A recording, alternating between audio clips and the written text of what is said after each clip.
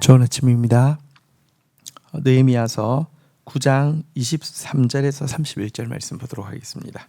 23절 주께서 그들의 자손을 하늘의 별같이 많게 하시고 전에 그들의 여글조에게 들어가서 차지하라고 말씀하신 땅으로 인도하여 이르게 하셨으므로 24절 그 자손이 들어가서 땅을 차지하되 주께서 그 땅 가나안 주민들이 그들 앞에 복종하게 하실 때에 가나안 사람들과 그들의 왕들과 본토 여러 족속들을 그들의 손에 넘겨 임의로 행하게 하심에 25절 그들이 견고한 성읍들과 기름진 땅을 점령하고 모든 아름다운 물건이 가득한 집과 판우물과 포도원과 감람원과 허다한 과목을 차지하여 배불리 먹어 살찌고 주의 큰 복을 즐겨 싸우나. 자, 하나님에 대해서 찬양하고 있는데요. 출애굽도 기적이고 출애굽하고 나서 광야의 연단의 기간도 정말 기적이고 또 긍휼을 이었지만 또 광야에서의 모습을 보면 사실은 쓸어버리는 것이 마땅한데도 하나님께서 또 용서하시고 또 다음 세대를 일으키시고 또 가나안 땅에 들여 보내신 하나님. 근데 가나안 땅에는 사실 굉장히 크고 강대한 이렇게 성읍들이 가득가득 차지하고 있었는데요. 하나님께서 그들에게 주신 약속대로 가나안 땅을 차지하게 하셨다 이렇게 이야기하고 있습니다. 하나님께서 아브라함에게 주신 약속대로 그들의 조상들이 하늘의 별같이 많게 하게 하셨다 이렇게 이야기하고 있습니다. 그 땅을 넉넉히 차지할 수 있도록 해주셨다는 것입니다. 그리고 이 과정에 대적들이 정말 많았는데요. 하나님께서는요 이미 그 땅을 차지하고 있던 여러 왕들, 족속들을 그들의 손에 넘겨주셔서 손쉽게 정복하게 하셨다라고 이야기하고 있고요. 사실 그들이 세우지 않은 집, 채우지 않은 세간, 파지 않은 우물, 심지 않은 나무들을 차지하게 해주셨다라고 찬양하고 있습니다. 진짜 하나님께서 다 준비해 놓으시고 하나님께서 차지하게 하신 것입니다. 사실 우리가 연단과 준비가 너무 부족해서 하나님의 약속의 성취가 늦어지는 것처럼 보입니다. 그런데요, 여러분 우리가 어쨌든 하나님의 연단을 잘 받고 있으면 하나님이 준비해 놓으시되 완벽하게 준비해 놓으신다는 것입니다. 굳이 우리가 빨리 들어가서 빨리 우리가 집을 세우고 우리가 세간을 채우고 우리가 우물을 파고 우리가 나무를 심어서 열매를 보지 않아도요 하나님께서 우리가 연단만 잘 감당하고 있으면 나머지 다 준비해 놓으신다는 것입니다. 이렇게 좋으신 하나님이 우리 하나님이라니 얼마나 놀랍습니까? 하지만 이런 축복까지 받았는데요, 이스라엘 모습은 또 어떠했습니까? 26절부터 볼까요? 그들은 순종하지 아니하며 주를 거역하며 주의 율법을 등지고 주께로 돌아오기를 권면하는 선지자들을 죽여 주를 심히 모독하였나이다. 27절 그러므로 주께서 그들을 대적의 손에 넘기사 그들이 공고를 당하게 하심에 그들이 환난을 당하여 주께 부르짖을 때에 주께서 하늘에서 들으시고 주의 크신 긍휼로 그들에게 구원자들을 주어 그들의 대적의 손에서 구원하였거늘. 자, 여러분, 근데 하나님께서 이렇게 은혜로 모든 것을 주실 때 우리 그 신명기 이런 데 보면 그러나 한 가지 잊지는 말아라. 하나님이 주셨음을 잊지 말아라. 죄악에도 불구하고 하나님이 주신 것이다. 이렇게 이야기하고 있는데요. 여러분 사실 이스라엘 백성들은 이 하나님을 그들이 배불리 먹고 살찌게 되자 발로 차버렸습니다. 주를 거역하고 주의 말씀을 던졌으며 주의 말씀으로 돌아오기를 권면하는 선지자들까지 죽였습니다. 이것은 정말 스스로 복을 차는 것일 정도가 아니라 복에 근원이신 하나님을 모독하는 행위였습니다. 하나님께서 우리에게 베푸신 은혜는 너무 크지만 그것에 대한 우리의 보답은 정말 이와 같이 배은망덕하고 정말 이 폐륜적인 모습으로 우리가 하나님을 대하고 있었습니다. 자, 하지만 하나님께서는요 이렇게 환난을 자초해서 고통 가운데 빠진 이스라엘 백성들이 그 고통 속에서라도 깨닫고 부르짖으면요 들으시고 그들을 구원하시되 특별히 구원자들을 보내주셨다 이렇게 이야기하고 있습니다. 여러분 사사들을 하나님께서 세우셔서 이스라엘 백성들이 범죄하고 또 뭐랄까요 압제당하고 그래 그제서야 깨닫고 참회하고 부르짖으면 여지없이 구원자들을 보내주셨다는 것입니다. 그런데 구원자들을 보내주셨다는 것은 그렇게 해서 이제 구원받고 나면 정신 차릴까요? 아니요. 또 다시 편안해지면요 또 하나님을 발로 차고 범죄하고 그 결과 악에 의해서 압제당하고 그제서야 미련하게 깨닫고 하나님 앞에 신음하며 탄식하고 기도하면 또 하나님이 구원자를 보내주시고 사사기에 보면 이것이 끊임없이 반복되어지고 있음을 보게 됩니다. 우리도 정말 보통 악한 것이 아니고요. 하나님은 또한 보통 선한 분이 아님을 우리가 알 수 있습니다. 자, 28절부터 또 읽겠습니다. 그들이 평강을 얻은 후에 다시 주 앞에서 악을 행함으로 주께서 그들의 원수들의 손에 버려두사 원수들에게 지배를 당하게 하시다가 그들이 돌이켜 주께 부르짖음에 주께서 하늘에서 들으시고 여러 번 주의 긍휼로 건져내시고 29절 다시 주의 율법을 복종하게 하시려고 그들에게 경계하셨으나 그들이 교만하여 사람이 준행하면 그 가운데 삶을 얻는 주의 계명을 듣지 아니하며 주의 규례를 범하여 고집하는 어깨를 내밀며 목을 굳게 하여 듣지 아니하였나이다.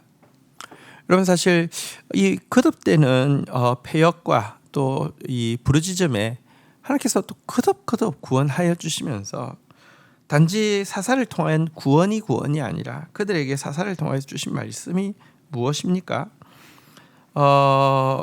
다시 주의 말씀으로 돌아오라는 것이죠. 사실 이 말씀으로 돌아오는 것이 사는 것입니다. 여기 읽었던 본문에 보면요.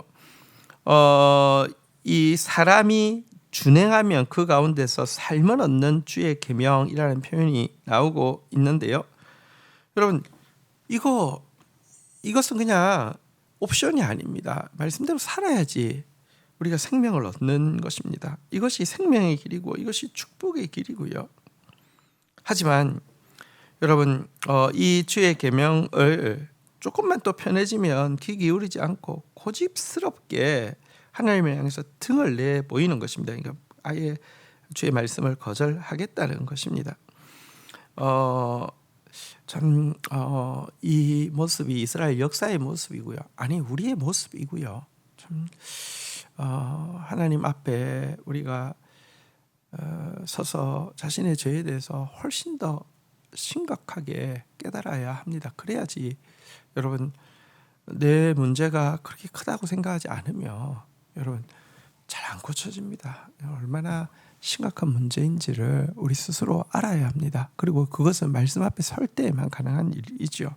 자, 30절부터 읽겠습니다. 그러나 주께서 그들을 여러 해 동안 참으시고 또 주의 선지자들을 통하여 주의 영으로 그들을 경계하시되 그들이 듣지 아니하므로 열방 사람의 손에 넘기시고도 31절 주의 크신 긍휼로 그들을 아주 멸하지 아니하시며 버리지도 아니하셨사오니 주는 은혜로우시고 불쌍히 여기시는 하나님이십니다. 여러분 이스라엘의 이 그 사사기에 끊임없는 이 사이클 말할까요? 하나님이 구원해 주시고 나면 또 배부르면 또 하나님 거역하고 특별히 말씀 거역하다가 또 타락하고 그럼 악에게 압제를 받고 신음하다가 깨닫고 하나님 앞에 부르짖다가 구원받고 이 계속 이렇게 이 반복되어지는 이 사이클. 근데 여러분 하나님 정말 인내가 많으시지만 그렇다고 끊임없이 영원토록 이렇게 하게 두시지 않습니다. 죄의 분량이 차니까 이 대적들의 이 정도 와서 괴롭히는 정도로는 정신을 차릴 수 없는 우리 안에 있는 이 죄성, 그리고 이 죄성을 그냥 놔두면 스스로 죽는 거예요. 죄의 삭은 사망이거든요.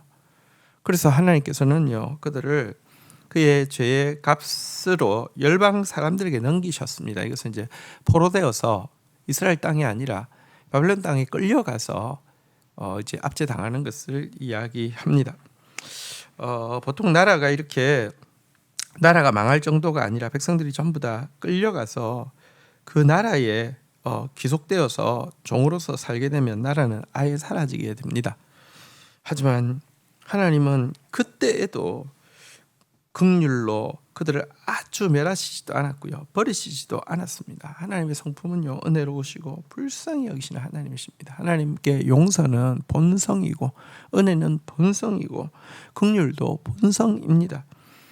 이 때문에 지금 이스라엘 백성들이 이 바벨론 페르시아로부터 돌아와서 지금 예루살렘에 서서 지금 주님을 레위인들이 찬양하고 있는 것 아닙니까? 이 크신 긍휼의 하나님, 이 크신 사랑의 하나님, 그리고 사랑의 하나님이 우리를 구원하시면서 부르시는 그 구원의 이 명령의 본질이 무엇입니까? 사람이 준행하면 그 가운데서 삶을 얻는 주의 계명들이라는 것이죠. 주의 계명 듣는 저와 여러분들이 되기를 주의 이름으로 축원드립니다. 주신 말씀 붙잡고 기도하며 나가도록 하겠습니다. 하나님 정말 언약이 성실하신 분이십니다. 아브라함에게 하늘의 별 같은 자손을 주시겠다고 하셨는데 정말 아브라함 자신을 봐도 소망이 없고 그 후대인 이스라엘 백성들의 패역한 모습을 봐도 더 소망이 없지만 하나님 결국은 하늘의 별 같은 후손을 허락하여 주셨고 가나안 땅을 차지하게 하신 주님을 찬양합니다.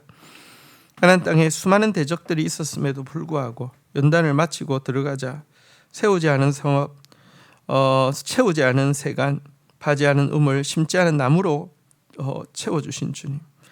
하나님, 우리가 할 일은 그 하나님의 말씀을 붙잡는 일이며 그 말씀에 이 내 안에 이루어져 열매되도록 연단 받는 일이며 또 주께서 행하실 일을 믿음으로 고백하며 찬양하는 일밖에 없음을 고백합니다. 그러나 하나님이여 이를 어찌하오리까? 우리 안에 있는 죄악의 본성은 우리가 조금만 편해지면 주를 거역하고 하나님 말씀을 내팽개 쳐버리며 말씀으로 돌아오기를 권면하는 선지자들마저 죽여버리는 본성으로 가득가득 채워진 존재임을 고백합니다. 사람이 준행하며 그 가운데서 삶을 얻는 주의 계명 주시고 또 주시고 권면하시고 또 권면하시지만 성령을 통하여서 주의 선지자들로 말미암아 다시 한번 그 말씀으로 돌아오라고 권면하고 권면하시지만 저희들은 여지없이 하나님을 향한 불순종으로 이 말씀을 밀어내고 모욕하다가 결국은 열방에 포로 잡혀 나아갈 수밖에 없는 그런 처지에 놓였던 이스라엘 백성들처럼 오늘도 그와 같은 어리석음을 계속 반복하고 있습니다. 만약 하나님이 용서가 당신의 본질이 아니시고 은혜와 긍휼이 당신의 본질이 아니었으면 우리는 아주 멸망해야만 하고 멸망할 수밖에 없는 존재였음을 고백합니다. 오 주님, 그 크신 사랑의 하나님이 우리의 하나님인 것이 얼마나 감사한지요. 그러나 주님, 그 사랑의 하나님이 우리를 살게 하기 위해서 우리에게 영화와 존귀를 간시우기 위해서 요구하시는 것이 오직 한 가지, 사람이 준행하면 그 가운데 삶을 얻는 주의 계명 지키라는 이 말씀.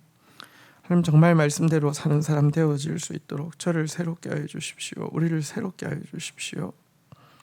말씀을 찬양하며 말씀을 알아가며 말씀을 살아낼 수 있도록 주의 성령님 충만하게 임재하여 주옵소서. 예수 그리스도의 이름으로 기도 올립니다. 아멘.